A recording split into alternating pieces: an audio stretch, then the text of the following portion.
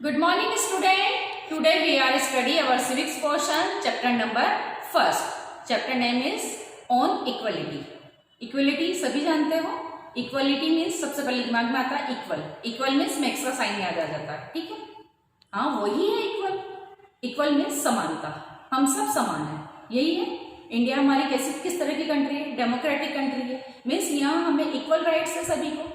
कोई ऐसा तो नहीं है कि हमें ट्रेन में बैठने के लिए क्लास में डिवाइड होना पड़ता है कि इस कास्ट का लोग ट्रेन में बैठ सकते हैं, इस कास्ट के लोग नहीं बैठ सकते. हम इक्वल बैठते हैं ना. इसी तरह से अगर हमें बस में सफर करना है तो आइदर वो रिच हो पुअर हो, कोई भी हम पब्लिक ट्रांसपोर्ट का यूज कर सकते हैं. जितनी भी पब्लिक प्लेस है हम सब वहाँ जा सकते हैं. हमारे लिए सबके लिए कानून भी समान है, हमारे लोग सभी के लिए इक्वल है. तो इक्वलिटी से तो हमें ये सारी चीजें तो हमें पता है. तो इस लेसन में इंटरेस्टिंग क्या है, क्या पढ़ना चाह रहे हैं हम इस लेसन में, क्योंकि ये तो हम सब जानते हैं. तो इस लेसन में हम थोड़ा सा इक्वलिटी के ही बारे में पढ़ेंगे कि हम जो बोलते हैं कि कानून के अकॉर्डिंग हम सब समान हैं, हमें सबको सेम राइट्स मिले हुए हैं, क्या एक्चुअल में भी प्रैक्टिकल लाइफ में भी वैसा हो रहा है या फिर कुछ उसका बदला हुआ रूप हम फेस करते हैं. इसी के बारे में हम इस लेसन में थोड़ा सा डिस्कस करेंगे. लेकिन इसका इंटरेस्टिंग पार्ट ये है इस लेसन का कि इसमें जितने भी हमें एक्सप्लेनिंग की गई है कुछ स्टोरी के थ्रू की गई है. स्टोरी पढ़ना थोड़ा सा अच्छा लगता है, लेकिन हाँ हमें लगता है कई बार हम बहुत बड़े हो गए, 7th स्टैंडर्ड में आके मैडम स्टोरी पढ़ाएंगी क्या. बट स्टोरी इंटरेस्टिंग तो होती है. तो हमारी चैप्टर की स्टार्टिंग भी स्टोरी से है, वहीं से हम भी स्टार्ट करते हैं. ये हमारी स्टोरी दी हुई है इसमें. ठीक है, ये सभी को दिखाई दे रही है. चैप्टर के स्टार्टिंग में स्टोरी दी हुई है. यहाँ पर कुछ लोग एक क्यू में खड़े हैं, एक लाइन बनाकर कुछ लोग खड़े हैं. ये लाइन किसकी है? ये वोट देने आए हैं और ये सब एक लाइन में खड़े हैं. यहाँ पर सब अलग अलग क्लास के लोग खड़े हैं. जैसे सपोज अगर हम देखें तो यहाँ पर टीचर है, ट्रेडर है, स्टूडेंट है, डोमेस्टिक वर्कर है. ये सब अलग अलग क्लास के लोग हैं. कोई इसमें समानता तो नहीं है, लेकिन वोट देने आए हैं मीन्स किसी भी कास्ट से या किसी भी क्लास से आ रहे हैं, वो एक क्यू बनाकर खड़े हैं. सभी को वोट देने का सेम राइट है, ये हमें दिखा रहे हैं. अब इसमें दो कैरेक्टर हमारे मेनली यहाँ पर खड़े हैं जो कि डोमेस्टिक वर्कर है. एक है कांता, सेकंड इज सुजाता. ठीक है, इसी की ये बेस्ड हमारी स्टोरी है. यहाँ पर कांता सुजाता आपस में बातें कर रही हैं. कांता फील करती हैं कि उनके जो जहाँ कांता डोमेस्टिक वर्कर है और वो जिसके यहाँ काम करती है जैन साहब, वो उसके जस्ट पीछे लाइन में खड़े हैं. तो वो बड़ा हैप्पी सा फील करती है कि हमारी कंट्री में ये हमें इक्वल राइट है वोट देने का, कि चाहे मुझसे वो इंसान अमीर है बट वो हमें सेम राइट होने के कारण वो लाइन में पीछे खड़े हैं और हम आगे खड़े हैं और हम हमारा वोट दे पा रहे हैं. सब एक समान रूप से वोट दे पाएंगे. तो वो बड़ा हैप्पी होती है इस चीज़ को सोच के. देन वो अपना वोट देने जाती हैं. और जब वो वोट देने जाती है तो उसमें बताया है कि इंसान वोट देने जाता है तो उसके माइंड सेट क्या रहता है. तो वो ये सोचती है कि एज ए डोमेस्टिक वर्कर है, बहुत ज़्यादा रिच नहीं है, पुअर पोजीशन है उसकी, तो वो सोचती है कि जो हमारे एरिया में वाटर सिस्टम को मॉडिफाई कर पाएगा, वाटर सप्लाई कर पाएगा, मैं उसे वोट दूंगी. क्योंकि नेता लोग उस टाइम पर बहुत ज़्यादा प्रॉमिस करते हैं ना कि हम ऐसा कर देंगे, हम वैसा करते हैं. तो इसमें वो इस तरह का प्रॉमिस उनका सोच कर उस पर्सन को वोट देने का सोच रही है. क्लियर. देन हम आगे बढ़ते हैं. जो जिसके यहाँ वो वर्क करती है जैन साहब के यहाँ, वो जब जाते हैं तो उससे सी ऑफ करके जाते हैं कि जस्ट हम मिलते हैं आपको. अब जब ये वोट देने आई, कांता और सुजाता, वोट देने का काम हो गया तो ये आपस में इस पोर्शन में डिस्कस कर रही हैं. क्या डिस्कस कर रही हैं कि कांता सुजाता से बोलती हैं कि मेरी बेटी को आज फीवर है, बुखार आया हुआ है और मुझे उसका इलाज कराना है. तो मैं सोचती हूँ कि थोड़ा सा मैं एडवांस ले लूँ आज, क्योंकि उसके पास पैसे नहीं है उसका इलाज कराने के लिए. देन वो अपने घर जाती है. घर जाके उसकी बेटी को प्रॉमिस करती है कि अब अपना ध्यान रखिए और शाम को वो आकर उसे हॉस्पिटल ले जाएगी.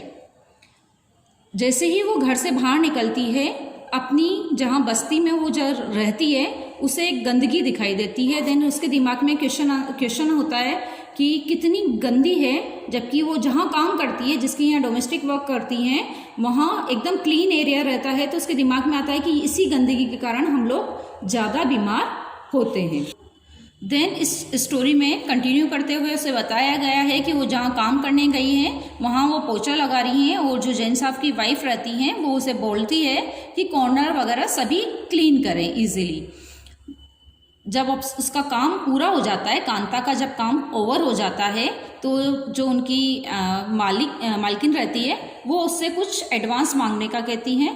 तो वो उसे एडवांस तो देती है बट इंस्ट्रक्शन भी देती है कि इसे अपना रूटीन वर्क मत मंगाना, मैं आज एडवांस दे रही हूँ, नेक्स्ट टाइम से इस तरह से नहीं होगा।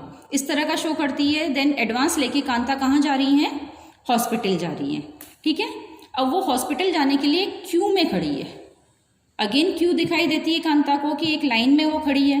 अब कांता जो सुबह हैप्पी थी इस चीज को सोचकर कि एक लाइन में खड़ी है और सबको सेम राइट्स है, सुबह वो सोच रही थी वोटिंग का हम सबको सेम राइट्स है और खुद में फील अच्छा कर रही थी, हैप्पी फील कर रही थी, यहीं वो साइड वाली पोजीशन पे आ जाती है। ये भी लाइन है बट अब क्या हुआ, उसकी बेटी को फीवर है, वो दिन भर की थकी हुई है और उसे एक लंबी लाइन में हॉस्पिटल में, गवर्नमेंट हॉस्पिटल में एक लंबी लाइन लगी हुई है और उसे वहां पर खड़ा होना पड़ रहा है। देन उसके दिमाग में ये क्वेश्चन आ रहा है कि जो जैन साहब जिनके यहाँ वो काम करती है, क्या उनके बच्चे जब बीमार होते होंगे क्या वो भी इसी तरह से लाइन में लगते हैं?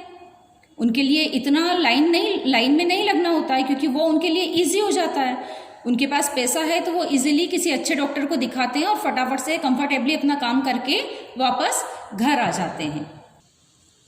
डियर स्टूडेंट, अभी हमने जो स्टोरी देखी है उसमें इक्वलिटी के दो पहलू हमने एक ही दिन में कांता की स्टोरी में देखे हैं। सुबह वो इक्वलिटी के लिए बहुत हैप्पी थी कि हम सबको सेम राइट्स है वोट के लिए, बट शाम को ही इक्वलिटी के सामने एक क्वेश्चन मार्क आ गया उसके दिमाग पे, क्या हम सब एक्चुअल में इक्वल हैं? यहाँ इक्वल किस कारण नहीं हुए? क्लास के कारण, कि जहाँ वो काम कर रही है वो एक अच्छी क्लास के लोग हैं, एक रिच पीपल हैं, देन उनको बहुत ज़्यादा फैसिलिटी अवेलेबल है और वो जहाँ वो खुद की जो पोजीशन देखती है कि उसके पास आज इतनी पैसा नहीं है, वो एक गरीब है, तो क्या इक्वलिटी उसे समान मिल रही है? क्या फैसिलिटी समान मिल रही है? तो इस तरह के क्वेश्चन आप खुद भी सोचिए कि इक्वलिटी में कहाँ कहाँ आते हैं। जब आप अपने आसपास देखेंगे तो इस इक्वलिटी के पहलुओं को समझ पाएंगे और उसे गौर कर पाएंगे कि कहाँ कहाँ ये क्वेश्चन मार्क आता है हमारे सामने। कई ऐसे रहते हैं जहाँ पर ये क्वेश्चन मार्क आता है। तो सबसे पहले तो इक्वलिटी हम पॉजिटिव वे में बात करते हैं कि हमारे यहाँ क्या इक्वल है। हमारे यहाँ इक्वल है सभी को वोट देना, सभी के लिए समान रूप से है, तो इक्वल राइट टू वोट, यही हमारा नेक्स्ट टॉपिक है कि हम पॉजिटिवली इसको समझने की कोशिश करते हैं कि क्या इक्वल है। इक्वल राइट टू वोट, हम सबको वोट देने का समान अधिकार है। क्या कहीं ऐसा होता है कि ओनली पर्टिकुलर रिच पर्सन ही वोट देने जा रहा है? नहीं होता ना। या पर्टिकुलर फीमेल या मेल जेंडर ही वोट देने जाएगा? ऐसा भी नहीं होता है ना। कोई पर्टिकुलर कास्ट वाले तो ऐसा तो नहीं है कि वो ही जाएंगे वोट देने। या फिर सोच लो कि सपोज कोई डॉक्टर है तो डॉक्टर वोट दे सकते हैं या इस क्लास तक के लोग वोट दे सकते हैं, प्रेसिडेंट जितने मंत्री हैं या जितने भी रिच पर्सन हैं वो वोट दे सकते हैं, और एक कोई जो बहुत मजबूरी में अपना काम करके जैसे जूते सिलने वाले हैं ये अपना इस तरह से काम करते हैं वो वोट देने नहीं जा सकते? ऐसा तो नहीं है। हमारे कंट्री में हम सबके लिए सेम ही राइट्स है, सभी ये सेम ही लॉ है ना, इक्वल राइट्स है सभी को। तो इसी जो इक्वल राइट्स है हमारा वोट देने को, कि हम सबके पास सेम लॉ है, वोट देने का हक हम सबको है, इसी को हम कहते हैं universal adult franchise. Clear student? मैंने इसका एग्जांपल देके भी आपको क्लियर करने की कोशिश की कि सभी का वोट देने का समान हक कंट्री में, हमारी country is a democratic country और इसमें वोट देने का सबको हमको इक्वल राइट्स है। इसे ही हम यूनिवर्सल एडल्ट फ्रेंचाइजी कहेंगे।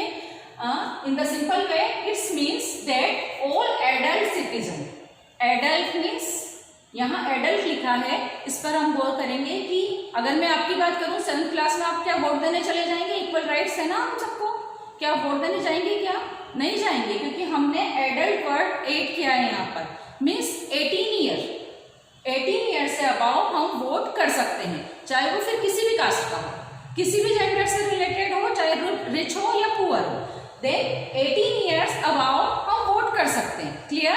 तो it means that all adult citizens have the right to vote irrespective of their social and economical background.